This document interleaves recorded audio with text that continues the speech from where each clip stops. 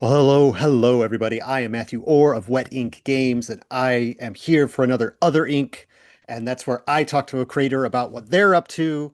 And tonight, I'm so pleased to be bringing you somebody who has played more games than either of us, you or I, put together, a podcaster and uh, creator of RPGs, Jeff Stormer of the Party of One podcast. Thank you so much for being here, Jeff. Welcome. Thank you so much for having me. I'm really excited to be here. Yeah, I mean, I was telling you this just a second ago. You're somebody who I've put into my ears for years, and so I'm really excited to be able to talk to you back and forth rather than just be a fly on the wall when you're having your show. Um, so so there's two things that directly motivated me to invite you on. One was you having your 10 years of podcasting, which is an incredible achievement. So congratulations on Thank you, that. thank you, thank you. But you did a conversation with Tony Vicinda on Plus One EXP, and you were talking about how your show is an interview show. And now I haven't listened to every single one of your episodes, but like because I have this curse where when I find a podcast, I start at the beginning. For sure. So I I'm get way it. behind, way behind. And I'm like, You're a couple episodes behind. yeah, yeah. What number are you at right now? I'm putting you on the spot and I need to know. I've listened to the first 50. All right, so that's a year. You're Yeah, yeah. 10% of the way there, right? That's Yeah, it's way back, but I'm like, I don't think And when it's you an factor in interview the episodes show. that don't exist anymore because the guest got canceled, like that's probably So even I'll catch higher. up even faster. But but then once I heard you tell Tony that, I was like, well, I got to listen to some of the modern episodes to see what he's talking about. And so I did, and I'm like, there is more of like an interview quality to them. All That's right, so the show has evolved over the I'm glad time. that you're hearing that. I'm glad you're hearing the content evolution. And now I say more because Well, I feel like we've put a lot of work into retooling it, and I'm curious your thoughts and also whether or not it's working. well, when you jump from episode 50 to episode 470, like there's the distinction is more clear. Um, That the probably makes sense. Yeah. Yeah, I mean the thing that I noticed most when I was like looking for it, right, because of what you had said was you spend a little more time in a getting to know you kind of phase at the beginning of every episode. I feel like earlier on you were like, "Hey, I got this great guest. We're going to play this game. Johnny, tell me about your character." And he's like, "Oh, I'm going to be this awesome guy." And then you're off and you're playing the game. You spend a little more time like tell us about your career, tell us hmm about like what you're excited to play about, like why did you pick this game? So you get all that more I'm I'm glad that that I'm glad that is apparent because yes, that is a thing that we like really consciously, we're kind of getting into it immediately because now I'm excited to kind of gush about the gush about this was, it's a lot of recognizing what was working on the show or what my mm, favorite beats of the show were and you know honestly a lot of it was trying not to do what other shows were doing. I think I look back on like the first year, the first 20, 30 episodes, I can look back and go like, yeah, I can see very clearly the shows that inspired Party of One and that like I can hear in my voice in those episodes the people that I am like mm, modeling myself after, and I think a lot of that is finding the show's distinct voice and figuring out what makes Party of One unlike any of the other shows that exist. yeah. It I think you've really, I mean, I think you've achieved it, right? Because I think you're always, I think in some of because I've been putting a lot of your content in my head ahead of this conversation, and so you seem to be sort of determined to pivot always to something new, like or away from the crowd or whatever. I don't know what that is. Maybe that's a question I should ask is like I mean, what drives that motivation about like I got to do it differently. I don't want to just be another actual play. I want to, because even from the day one, you're like, I'm going to have a party of one. It's just going to be in somebody else. Like that's already like out there from the what actual play usually is. It's like taking people playing solo. It's like taking the rise of solo games in the last few years for people to like record themselves playing hmm by themselves and catching up with where you've already been. Yeah, so I don't know. Like, is there anything in particular that drives you to stick out like I that? think I think a lot of it is like I just don't want to. A lot of it is that is I it's a very good question. And for me, a lot of it really comes down to like I just didn't want to make I wanted to make something that was uniquely different, like Mm, I feel like I wanted to make I always want to make, I still want to make something that stands out that you can't hear elsewhere. I guess is mm, the best way to put it. yeah. Coming from it's the marketing guy in me. It is the artist in me. It is just, you know, it is especially for somebody that has been like dyed in the wool like indie artist for a decade now. Like there is it is easy, or at least it feels easy to get lost in the noise, and I want to make something that cuts through that noise is the best way to describe it. Yeah. I want to I love how you put it because I've never really contemplated it. Like, it's never really thought to me about like, running from the pack, but it really for me it's that I want to make something. I want to make something that is distinct and unlike anything else, and I want to like make something that stands on its own as like a standalone, unique concept of a thing. And part of that really also comes from just my desire to break shit, is the best way to put it. I should have asked if I can swear, but it's too late and it's been said. Yeah, it's fine. It's fine. Great. I think part of it is my desire to break things and to crack things, and just to, if I'm doing this for fun, and we can talk about all the different things that means, like part of that is I want to have fun in the making of the art, and that a lot of times means finding ways to do it in ways that are challenging and different, and sometimes that don't work and that have to be retooled. Hmm. Yeah. Uh, so I'm gonna set up the next thing and then we'll come back to it. But like the second thing that twigged to me that was like, oh, I gotta have try to get Jeff on to talk about this was you talked about actual play as a nonfiction effort. And you wrote I was just rereading your newsletter about it, and it was part of the bloggies. So like, that's the whole thing, and I want to talk about that. But before we get there, since we're already kind of talking about podcasting and making it, like what you do with the show, I am fascinated by somebody who, like yourself, has like, I don't, what do you have, six podcasts or something like that? I mean, you've got a lot of different shows that you're doing, and you've got a Patreon, and you've been in and out of podcast networks, and it seems like this is the thing you do. But then you just mentioned being a marketing person, so maybe this is all just a sideline, and it's just you're just having fun in your free time, which would make all what Honestly, you've done even more incredible. Like, you've got the work that pays the bills and you've got the work that feeds the soul. And, mm, in a more just world, those would be more closely aligned. But in the world that we live in, like I'm very grateful that I've got work that pays the bills that doesn't leave me feeling empty at the end of the day, and I've got work that feeds the soul that motivates me to go pay the bills. yeah. Well, that is. Right. The bringing those circles together is yeah. But you, I'm glad you've gotten as close as you have, because it is a real Yeah. challenge to achieve that in this day and age. And yeah. So I think sick.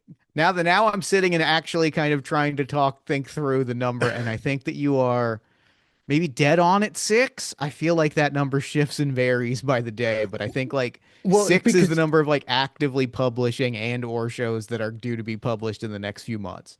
because I'm think you've got Party One, which is Yep. the big flagship, but then you've got All My All my Fantasy fantasy Children, children. and you've got bonus stuff on the Patreon for Batman and Yep. Superman, and I'm then really excited to drop the Superman. I'm really excited. We're recording one next Tuesday, and I'm so excited. so I just rounded up to like a nice round number. So Yeah, I, so we've got the four, and then not counting like mini series that have finished, that's the four. And then there's obviously Talking Nog, which is maybe the most important thing that I do with my time, which is, of course, my once a year Eggnog Enthusiast podcast. Oh I think five man. is the number of like actively producing shows. You know, there's like bonus content on Patreon, but like I'm not the best at publishing those, so I don't regularly count them. But like five, six feels right. Yeah. I mean, it even four is enough. Yeah. It's a lot. It's a lot. Like, and so, I mean, I I'm not going to ask you about how like you do all the game stuff because the game stuff is stuff that you've been talking about before, like managing all the different games. I'm sure you've got an itch folder that's as big as the sun. I don't know, but like how do you make the time to do so many different things? Like you were talking about it feeding your soul, and so like I guess you're just drawn to do it, but like. I mean, because you put out like a weekly show, like that's like how many hours a week does it take? Because I mean, it takes me because I'm about year 3 or 4 of recording a fairly frequent show, and I estimate about 4 hours, like an hour for that conversation, and then there's like the setup and the scheduling, and then the editing and the uploading and the writing of the description. You make the thumbnail and all of that is like, and but like to do that 5 more times in a week is like that's all the hours. Like, how do I think you? it's about 12 hours a week is what I estimate. You know, if I'm thinking an hour and a half to record, an hour and a half to schedule and edit, and usually about 3 hours to record. I think it ends up being, and then like 3 hours for publishing, promotion, drop making posts and graphics. I usually put it around 12 hours a week. Uh, the That's, first answer with party of one is that I'm lucky to not do it alone, right? Like, hmm, the show does not. I always am quick to say like the show does not exist without producer, editor, invisible hand behind the scenes, Jen Frank. It was ultimately her idea when we were pitching podcast ideas together and we were talking about, hey, maybe we want to do this 10 years ago. She was the one that was like, hey, you've got a bunch of two-player games because we've been investigating them together. Like, why don't you just do something with that? And, she splits a lot of that work with me. She ever edits every other episode. We do a lot of the high level planning of the show in terms of pitching guests or discussing guests and planning episode releases and talking about like things and planning conventions and stuff. Like that work is split. So I'm very lucky to have a business partner and a creative partner that like shares that load with me. I'm also very lucky that I like my business partner a lot. I like them enough that we've been married for 15 years. So like we've got a pretty good working dynamic at this point. yeah, Um, but the other answer is uh barely. I think barely yeah. is the word I would use for how I manage all of the things. A lot of it is the serious answer is that it varies that I am a project manager. Like my personality type is that of a project manager. I love managing spreadsheets and calendars, and like I have very, very strong opinions on task management software. And so like a lot of it is I have carefully managed spreadsheets and calendars for a lot of the shows that I work on to make sure that I am working usually 3 to 4 months ahead on all of Hmm, my projects so that I can put time into all of them without feeling like they're overwhelming me, and also so that I have time to go to the movies at the end of the week. sure. That's yeah. Well, yeah. So you don't just have all your to-do items listed in a notepad and you delete them when you finish Oh them no, or I have shuffle them them listed around. in a notepad. I just also have opinions about task management software. I'm not saying that I use Oh, my tools effectively. I'm just saying that I've put thought into them. Let's be clear. it gets you somewhere, I guess, to think about how you should be doing it. But I appreciate that like barely is part of the answer, right? I mean, Yeah. it's and I think a show like yours and kind of the face of an operation that has these other people involved, like kind of the chaos is the feature, not the bug, I think. But so like I think you can get away with not necessarily a lot, but you could get away with a bit of unhinged energy. Because it's like I said, I think that's a feature, not a bug of what a lot of the things that you're doing. Yeah, but it does take so much behind the scenes. Uh, is there again so many things that I could ask you? Like, is there a you mentioned going to conventions, so is there sort of a because I'm not in I go to conventions for RPGs as a publisher and I've got a table and I stand there all day and talk my games up. But is there sort of a similar circuit that you're involved in as like a podcaster, kind of standing in that world as well, like where there's opportunities that to do things and to go places that aren't necessarily TTRPG specific? I've got like four different answers to this question. It's like a the short of it is that it's a no, but a kind of, but a maybe, but a Uh-huh. hopefully, but a we're working like the lot of answers kind of vary all at once. Like the short answer is the conventions that we go to are tabletop RPG conventions because that's where I meet. I hang out with my friends and I Yeah. network with people. And so like there's the element where I'm going to those same conventions. I'm just not going behind a booth and I'm walking around and chatting with people. Um I have and then there is the for work I work for a pod like I work in the podcasting industry Hmm. in a like marketing and talent development role, and so like I go to podcasting events at a high level. Like I go to those events. It does not The work that I do there does not particularly intersect with the work that I'm doing on Party of One. The larger answer is like I've been trying to this is something that I've been working on, right? This is something that I've been trying to think on. Like, I will go to PAX Unplugged every year. Like, I'll get the media content creator badge. Jen and I will both get badges and we'll go and I will just book meetings with usually a mix of like friends and designers and people that I want to like connect with. And I'm kind of trying to figure out how one uses that badge or uses a press badge to like get into the room with not just people that like want to meet with me, but that I want to meet with. Mm. It's kind of the next sort of rung of like where my head is at of like how to use these spaces a little more effectively. Which is all why I say it's a no, but a yes, but a kind of, but a Yeah. maybe, but a working on it, and it's a lot of answers all at once. Hmm.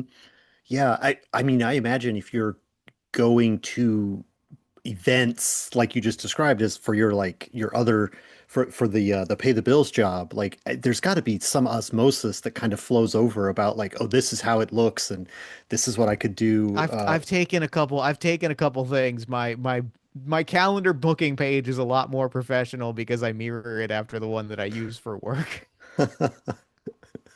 Yeah. Well, so and maybe this is slightly unfair having just you said that you're not sure that how much you figured it out, but like is there anything that you would give advice to somebody who's like, I think I could have a podcast. I like listening to an actual play. I like doing RPG criticism. I like, whatever somebody likes. Like you're 10 years in, more than 10 years in, like, and I'm sure the industry has changed. So maybe your answer is start 10 years ago. But like, what's the best way to do it? Like, is there a, Here's yeah. here's what I always say, and I will start with the disclaimer. I will start with my advice starts with start 10 years ago disclaimer, which is, the advice that I always give when I ask that question or when people ask that question. The first thing that I say is the Audio Technica AT20 2005 USB XLR combination microphone. Previously was the ATR 2100, which is this guy that I have right here and have had for 7 years, and it still works like a charm. They discontinued it and they broke my heart because that was my go-to recommendation. It is a USB XLR combo mic, so you can plug it as I have directly into your laptop's USB, or when I go on the road when we do like a live show or something, I can plug it into a Zoom recorder or a mixer and plug it into the XLR and get audio on the road. So it gives me like multiple options. I will recommend, build your website, whether it's you through Podpage or it's a WordPress or it's a card.co, like build a website where people can go and learn about like your show, who you are, your pitch. Uh the advice that I give at a high level, I specifically am like, I will give you advice on a microphone. I will give you advice on software and websites and things, partially because, to your point, everything else has been me guessing over a 10-year period, right? Mm. Like, if I don't know. I I think a lot about, I think it was Super Eye Patch Wolf did a essay about this, a video essay about this exact thing, where part of what he said was like, I can't give you advice on how to start a video or how to start your video channel because I started my video channel in a different market, right? Yeah. Like, actual play podcasting was not the thing that it was in 2025 and 2015. And it's also not 2025 anymore, which makes it even more complicated. Um, so like, I can't really talk about the To your point, it's intangibles. always a moving target. Yeah, what I can talk about and what I'm excited to always talk about is, I know the value that bringing a good microphone to the table will have on your content. I know the value that having a website and a press kit will have on your content. I know the value of having a really well laid out audio editing procedure will have on your content. Like, those are the things that I'm like, yeah, I'll talk about those things every day, because those are the lessons I've picked up on over the last 10 Mm. years that I feel like I can impart, because those are the things that are evergreen. Anything else that you try to model after my career, I would say like, hey, if you're going back in a time machine 10 years, like, let me hand you a sports almanac, and you pass me a little money when all's said and done. Right, right. Uh, uh, all right. We're going to change gears a little bit here. Great. So because I mentioned the thing about the AP as nonfiction, and when for my own brain, that is like when I read that as part of when I read your post, I was like, oh, that's exactly how I think of it. Literally exactly how I think of it, because it's like I'm hearing people play a game and I'm hearing them engage with the text and I hear the dice hit the table, and all of that is nonfiction, and they're like reacting to the dice. And I think role playing games are the same way. Like I've got like two stacks. My to be read pile is two Mhm. stacks. One is nonfiction and one is fiction. And the RPGs are in the nonfiction stack because like it's just they're instruction books. They don't have a story in them, right? You have to make the story, right? So I'm totally on board with like this as a theory that you have, and like I love that you put a list, and I'll put a link to your newsletter in the description of this video so people can go read exactly what you're talking about there. But I don't know. So I don't know if you want to just restate what you said in that Yeah. button down or Yeah. what, but like I think I wanted to talk to you about it because I agree. I completely agree. It's a nonfiction thing, and I want it to be a nonfiction thing. I don't want the dice rolls to be cut out of the audio that I'm listening to. If they're So, too story driven, I if they're too fictionalized or too much in that narrative direction, I lose interest. And for so sure. yeah. I mean, yeah, at a high level, and like, this is a very much a, you know, actual play as I see it is a medium and not a genre. And so, I Mm, can really describe my process, or like what I am how I am making Party of One. And there are 100 shows I could point to for whom I don't think this applies. There are shows that have said, create there are shows for whom the creator intention is like, we are making a fiction sure. storytelling project. But like, as I see it, my view of Party of One, and we kind of talked a little bit about it at the top of the video. Um, I see it very much anchored in the non-fictional part of the exchange. When I look at a show like Dimension 20, or Critical Role or My First Dungeon. Like there's a lot of shows and a lot of shows that I love and shows that I really like I admire and like I am fond of in a lot of ways. You know, some of my favorite shows are shows that have taken actual play and said, the purpose of this actual play is to tell a fictional story, is to invest you in the fictional characters, invest you in the world that we are building, and like we are working to create a fiction narrative. My work, and I think there is a vein to be explored in this, is very much pulling in the opposite direction. You know, I am interested in creatively, I am most interested in actual play as a non-fictional construct. Part of that, and I mentioned this in the article, and I say this term with all the love in the world. Part of that's that I'm reality TV trash. I fully Mm, own that and recognize it. Part of that is that I am a sports guy, and so like, you know, I look at the narrativization of sports as like a one of the things that I think I name drop in the article, right? Like yeah. I think about the way that we apply a narrative to sport, but it's also not inherent. Like we are like it is not scripted in that way. Professional wrestling, my beloved, is also in a similar space, even though the match results may be predetermined. Much of the narrative is what is laid over top, is what is like, you know, spun up in the moment, and it is what we have laid on top of it. Reality TV is, you know, competition shows. The Traders is a good example of like watching it through not through the lens of oh my god someone's going to get murdered and oh my god there are murderers on the loose, but watching it in the lens where the primary narrative that you are invested in is the guy from The Bachelor going to betray this real housewife and going to pull off this murder. Those are the narratives that I am most drawn to. And I think that's where, like, when I look at my work through that lens, a lot of the particulars of it make a lot more sense than when I look at it through the lens of this is a fiction podcast where we are telling a story, like a fictional story together. You know, my Yeah. view is very rooted in when I am when I am looking at when I'm looking at my work, I see the dominant narratives and I see the appeal for audiences, and I see the, you know, the focus of the show very, you know, and not to say that we don't tell great stories because I'm really happy with a lot of the stories that we Wait, tell, but I when I think about what makes my show special, when I think about where Party of One shines,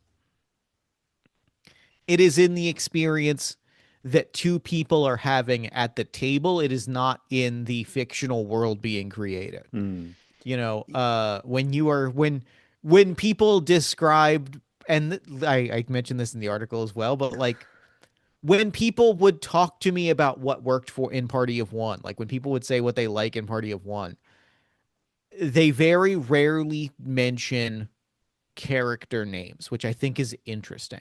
I think is an I've always thought was an interesting thing. except for Slimy McKeelberg. Except for Flying But McKeelberg, which is a whole different thing, like a very that's an iconic character in a different way. And also Champ and Crowbar, which you'll get to when you get to episode 123. Champ and Crowbar are in love. Um, we very only, very frequently, like when people will talk to us about the show, they will not talk to us about like the characters or the stories or any of these like fictional things. And for a long time, that really kind of frustrated me. I was like, man, like what these other actual play shows that I like exist alongside, what they are often praised for is their character stuff or the worlds that they create. And I was like, Party of One, like people don't talk about it in that way. People rarely, you know, people rarely make fan art for Party of One.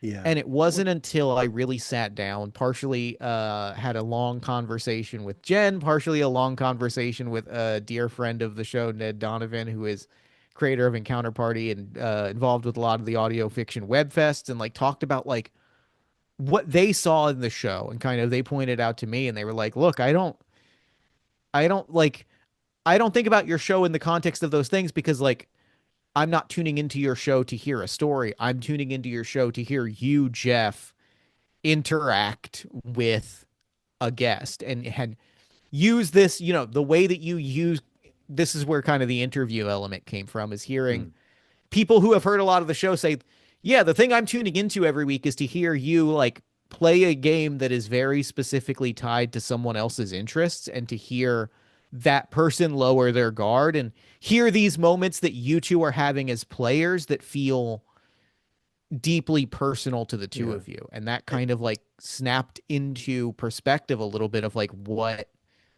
I am like, what makes Party of One shine, and also like a different lens through which to view actual play as an artistic medium. yeah. It's something I've been thinking about the whole time here that you've been talking is like the concept of media literacy and how you have seen a lot of films, you've seen a lot of TV, and you'd often talk on the show about like, okay, this next scene is going to be like one of those movies where this happens. And if the other, and both you and your guest will do that and you'll get in sync about it. And so like it's sort of like nested media Mm-hmm. references in that way where it's like, oh yeah, we're doing that movie, that's of course what's going to happen next because we're doing that kind of a movie or that Mm-hmm. kind of a sports hero story or that kind of a time travel thing, like you're and that pulls it back to that you're talking about the thing. It's sort of the thing exists and the story happens, but like the excitement is between you and the other person Mm-hmm. talking about how excited you are to do that thing, just as much as then doing that thing. Yeah. Um, which I think is similar to what you were saying, but slightly different. No, very much so. I think that's a really good, and like that to me, that's also that's kind of the other place where I think, if I'm describing the show as an interview, like that's the other place where it shines, is hearing a creative person or like an artist, entertainer, thinker, politician, journalist, what have you, hearing them go, this is a piece of inspiration that is important to me. Like this is a thing that I think about, and this is a plot beat, a trope, a storytelling style. This is something that excites me. And watching what happens when somebody keys into something that really, really excites them and that makes them the most excited they can be. A huge part of how this all clicked into place for me was my beloved professional wrestling, and realize and like really sitting down to think about like how every time we do a wrestling episode of the show, they are by and large my favorite episodes.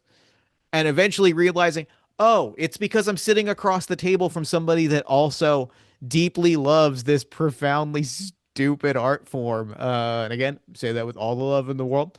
Right, And we're right. both like deep in the like shared fandom moment of like, oh yeah, this has got to happen. Oh yeah, yeah. Have you seen this wrestler? This is great. You're gonna love this. And like the bouncing of those ideas and realizing, oh, what makes those episodes click is two people with a shared fandom really, really letting it fucking rip about what makes them love that fandom. Like, Yeah.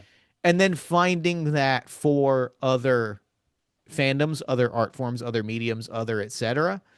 Uh, that's really what pushed the show into kind of its current iteration. It So that inspires me to ask you if there's like if the juice after 10 after almost 500 episodes, like is the juice for you in continuing to do the show like in challenging yourself, is chasing those moments when you can hook up with somebody that you both have a shared passion, and it could be both, but or is it that you've kind of come to be like, no, no, no, no, I want to find what makes you excited so that I can get excited about you being excited, and it's sort of like it's whatever the other person wants rather than like trying to match up with them necessarily. I think that it's the joy of the show for like you've kind of hit on two different things, which is the joy of the show and the work of the show, I think is the Mm, best way to describe it. Where the joy of the show for me is, I want to hear what you're excited about. The joy of the show for me is what is the thing that is going to make you drop your guard? In the analogy of what the show is, that the go-to short line for the show in 2026 is it's hot ones with tabletop games instead of hot chicken. Uh, Yeah, it's for something me, spicy. it's what's going to get you to have the spicy chicken reaction, right? Like what is going to blow you away where the audience cannot help but hear your guard lowered? What Mm, is going to be your breathless fandom moment? That's to me the joy of the show. That's when I know that an episode has hit, is when I hear that moment. And this is a thing that is included in all of my like guest materials for the show, where I'm very, I make a point to say immediately, like, if we're recording an episode, it's your episode. mm, The audience is going to hear me every single week. The audience has 500 episodes of hearing me talk about the stuff that I like. And that also reflects in the guests that I am reaching out to and the people that I'm booking. Like, the audience is going to hear plenty of me. This is your episode. So I want it to be the moments that are, I want this to be the experience that you can't possibly have anywhere else. The work of the show, I think you've also identified the work or the challenge of the show is, how do I find what I relate to in this guest when they're pitching something so that I can push them towards those moments, right? mm, Like that's where the interview research comes in, is going, finding out what that person likes, figuring out what is exciting to me about those things so that we can have the mutual conversation about like where we're both excited so I can draw out those reactions. mhm, That's mhm. where that's the challenge of the show, so that I can get to those moments where I hear somebody really, really just gush about a thing they love. Yeah, yeah. I mean, yeah, that sounds great. It is, yeah, it, like you say, I literally like hearing you say that, that's like the work of it is trying to match that up to find those moments because, yeah, it's neat. Uh, like it, every time I'm looking at my question list and I'm like, I don't even know, uh, you know, there's so, there's so many things I could ask you. So I want to kind of transition into a little bit of maybe some final stuff that we could talk about. Yeah.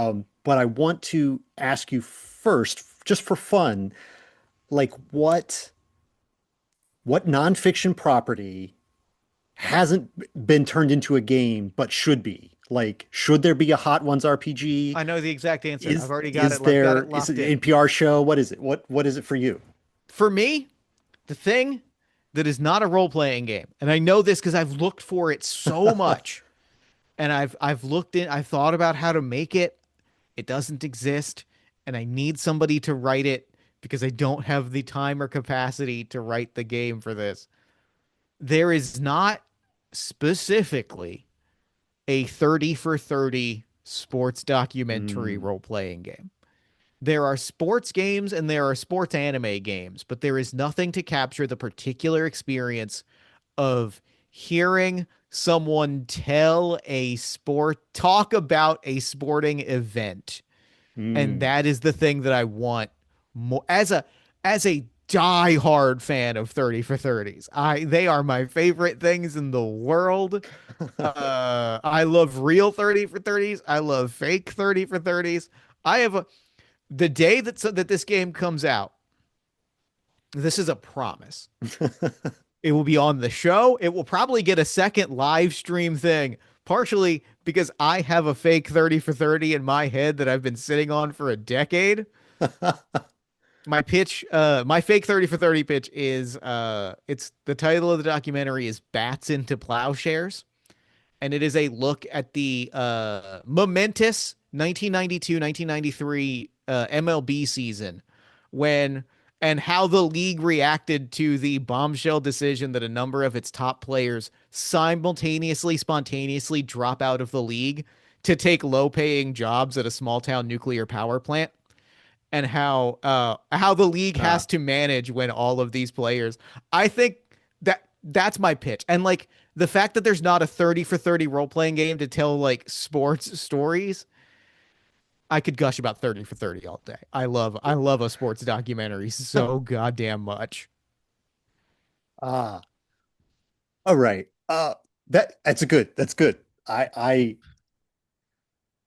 And I think I know what you're picking up with there with the small town nuclear power plant. So what you're putting down there with that. I yeah, Yeah. I want a 30 for 30 game so badly. I want I want a game where I can get together with my friends and talk about the time that the Harlem Globetrotters lost, which is a real thing that happened in New Jersey, and I'm obsessed with it.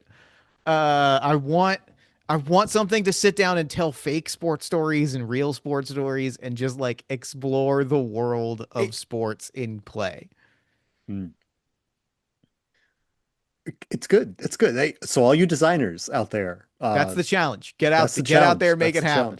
challenge. And you know, um, we could just turn the rest of this interview into like spitballing this, but I think I do want to ask you some other questions. Cool. Um, uh, I mentioned to you this idea of sort of like, uh, yeah, yeah. There's time. There's time. I'm looking at the clock. There's time. Yeah, This yeah, so like we got time to get into it. I mentioned to you the idea of like sort of this trip. So I'm thinking of like if you know the science graph of like pressure and temperature and like where water turns into directly into steam or Hmm. like, where ice turns directly into steam, you know, and you've got plasma up at the top and all that kind of stuff. Like the same graph, but it's like the discourse, right? It's the RPG internet, right? Like where are you on this grid? Like, are you, because you're playing games all the Hmm. time, but you've also made games, but you're also like talking about games.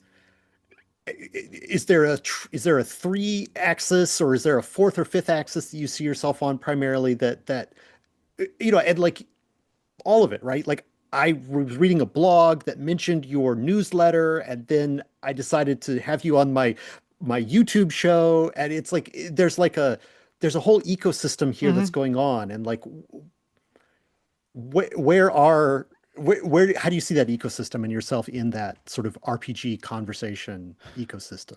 I see myself as a podcaster. Like if Yeah. you like, I've thought a lot. I've thought so much of this is a great question, and I've thought so much about it.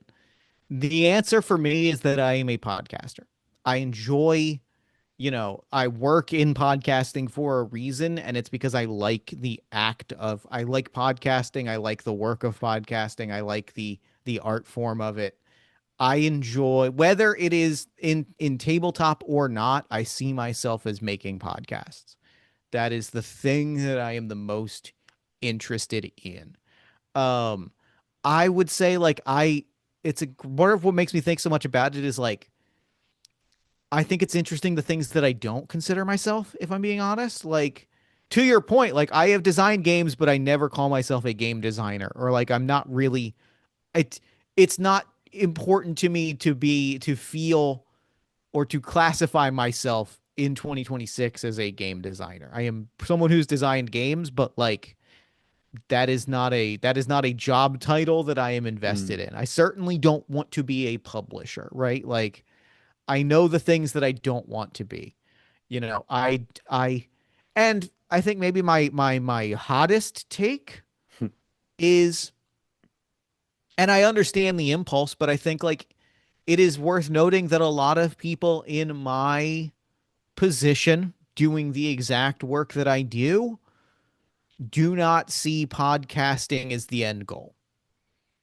And I think like it's a thing I've struggled with is that like for me the end goal is a thing that a lot of my peers view as a step to the quote unquote real work. And that's not to throw shade at anybody who views it that way, but like it causes a It's struggle with me sometimes. it's a stepping stone to somewhere else, you know, People, build an audience and then I can do this thing the number or of people that are whatever. like, I am making a podcast so that I can build an audience so that I can start publishing games and then I can be a games publisher. I'm making a podcast so that I can promote my games so I can be a game designer. And for me, like, the joy for me is making a podcast. Like, the joy for me is, and that's part of why I have six of them. Right, and you've been doing it for so long. And so like the joy for me is like I'm here, like this is the thing I'm doing because this is the thing I want to be doing.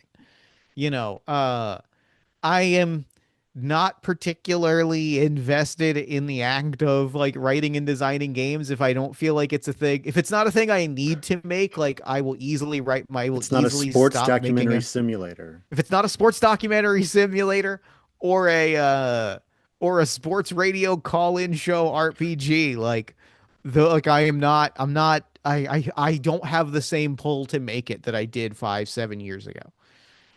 What I have a pull to make are podcasts. You know, podcasts are the thing that I keep coming back to and going like, "Oh, this would be a really fun idea for a show.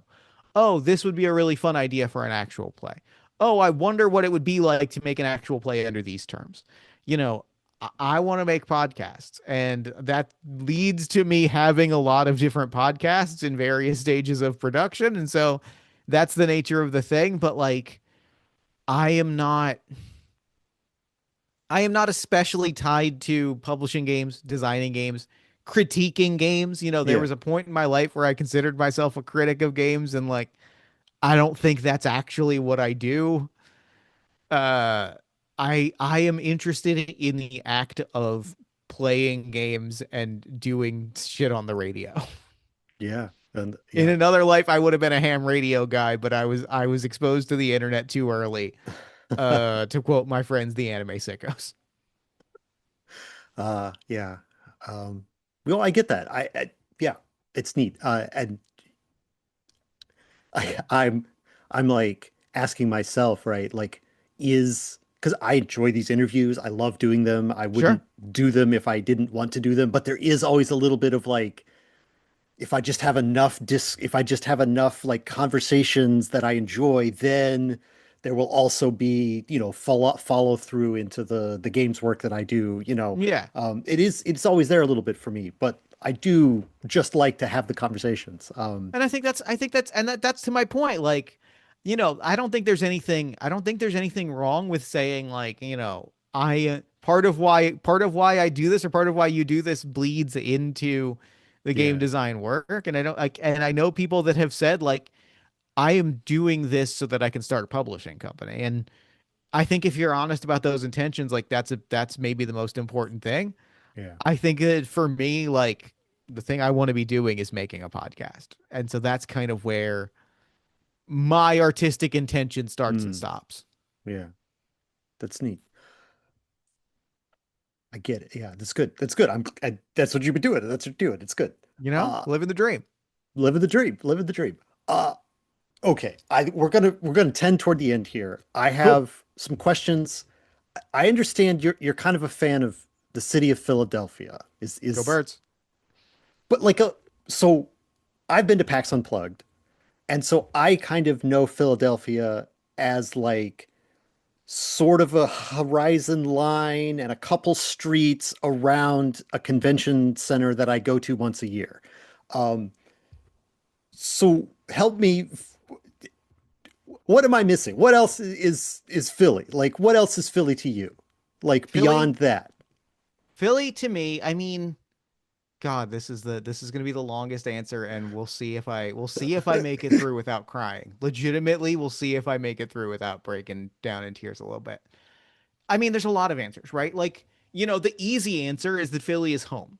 Mm, Philly is the place where I live. Philly is the place where I've lived for the last 15 years. I grew up over the bridge in South Jersey.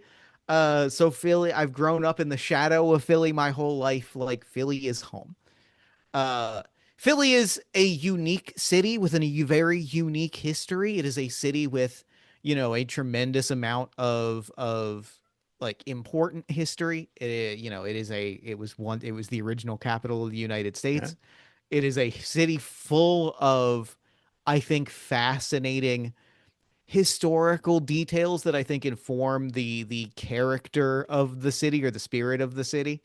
Shout out to the yellow fever epidemic of 1793, where New York and Baltimore and all neighboring cities closed off, quarantined the city and said, "You're on your own, deal with this yourself." And the city said, "All right, well, then go fuck yourselves. We're going to take care of this ourselves, and we're going to look after ourselves, and we're going to have a chip on our shoulder about it." It is a city, uh, culturally, it is a city that loves an underdog. It is a Mm, city that, like, it is a city of tremendous culture and tremendous passion. It is the meanest city, but also the kindest city that I've ever lived in. All You know, right. like I always say, the thing about Philly is that we're not nice, but we're kind. I've had people in Philly like stop and help me change a tire, and also I've been told that I'm a dickhead for blocking traffic. Like I've watched people I have watched people curse people out on the subway while also telling them the stops to get to the airport, right? Like it is a city with a tremendous culture. Obviously, it is impossible to talk about Philly and not talk about the sports culture, which is incredibly close to my heart. Go Birds, go Phils, go Flyers, go Sixers, go Union, go Abbott Elementary. Um, 80s fun fact, it is the mural like Philadelphia is the mural capital of the entire world. There's more street art per square mile in Philadelphia than anywhere else on earth. It is That's a an city. interesting fact. It is a tremendous working class city with Mm. a lot of working class history. It has a lot of, interesting political history, not always good political history. We are one of, I want to say, two cities in the United States where the U.S. where the government has bombed its own citizens. Uh, it is a city. There's a lot to it, and so like Mm. for me, it is also a city of neighborhoods. You walk 6 blocks in Philly, and you are in a different city by the nature of how things have expanded, how architecture is. Like you walk and you just see all this different architecture. It is a true cultural melting pot in a way that I think like embodies to me like where I want to live as a person. Uh Shout out to the Italian market, which is also the place to get some of the best Mexican food and not far from the places to get the best Cambodian food in the city. Both of those because there was a huge influx of immigrants from Oaxaca, Mexico, or from Puebla, Mexico, specifically from Puebla, that moved to the Italian market to get jobs, and they were given jobs by the people that worked there. And then when those people retired, when those old Italian families retired, a lot of them handed over their shops to the Puebla Mexican like workers, and they took over and they made their own businesses. And so it like places like the Italian market where they are these really unique cultural blended places, and they are these places with a unique and distinct history, and it is a place where history and culture and passion and you know a working class spirit all meet. Mm. And bringing it full circle, it's also the place where like when I say I've said it before and I'll say it again. When I say go Birds, when I talk about the Philly that I love, I am talking about Amir. I'm talking about Amir, who runs the halal cart around the corner from my house. I'm talking about Sarah, who cuts my hair. I am talking about the food co-op down the street from my apartment. Like I'm talking about Mr. Lee, who runs my Greasy Spoon diner. Like I'm talking about the people who live here and the culture that we have all cultivated together and the way all of these different neighborhoods interact.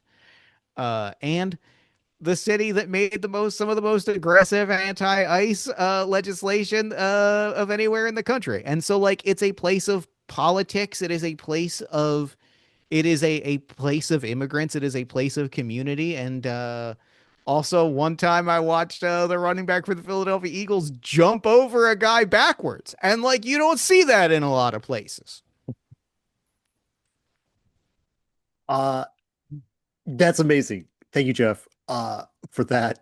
And I think so many of the things that you said are sort of like the answer to kind of my next question. But like, I think I've been thinking about, I think Philly is right now maybe the hottest RPG design place in North America. Like it is, There's a scene that has emerged here, and it's it wild.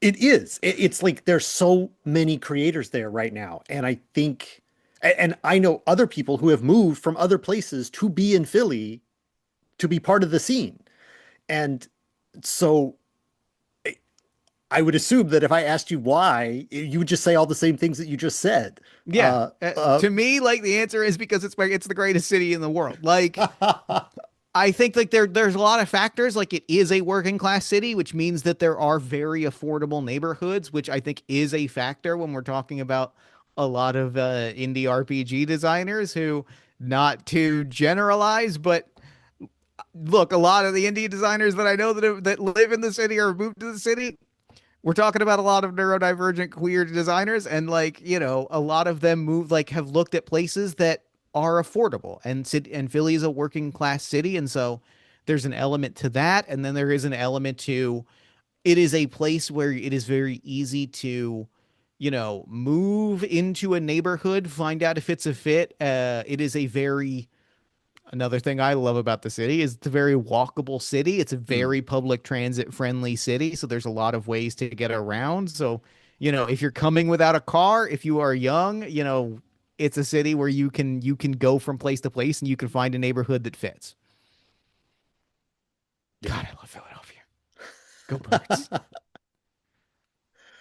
Uh, well, I think we've come to the end of my questions. I don't have any like I don't want to put too many more too much postlude after all of that. It was great. Uh, Jeff, tell my listeners where they can find you if you want to be found. Where would you like to be found? Because you got a Patreon, you got events, you've got a regular show. The best place Where to can people find be me found? is my website at jeffstormer.com. It's got links to, the shows that I do. It's got links to the events that I run. It's got links to all of my social media. You can also find me most frequently on Bluesky at jeffstormer.gobirds.online. And yeah, those are I think the places where you can find me and learn more about my work. Check out Party of One at partyofonepodcast.com. It's a good show and I like it. And 500 episodes is so close, and I have to figure out what we're doing for episode 500. I'm saying that out loud so that I put time into thinking about that tonight. Well, yeah, it's gonna come up sooner than 3 months. You said you were 3 months ahead, so like Yeah, I mean, you, we are already looking at my schedule, going back to the spreadsheet. there it I've is. got episode 496 currently on the calendar, and I think that I might be missing a few episodes that are also on the calendar. So Well, it's real I got, close, real we're close. close. We're real close. Well, congratulations once again. Thank Thank you for you. sharing your links. Links to that will be in the description of this video. Um, thanks for yeah, just thank you for coming and sharing some of your thoughts and you're talking about your show and talking about your connections to Philly and to the tabletop scene and the podcasting. It's been great to chat with you. Oh, you as well. Um, This has been a real joy. Thank you so much. Go Birds. yeah. And to the viewers of this video, because Jeff's here, this is how Jeff's been closing out his show. Why don't you in the comments tell us either how you have engaged in some radical self-love or how you have fought the forces of fascism. One or the other, or both if you want, in the comments of this video. Thank you so much for watching, and thank Jeff again for being here. Oh, thank you so much.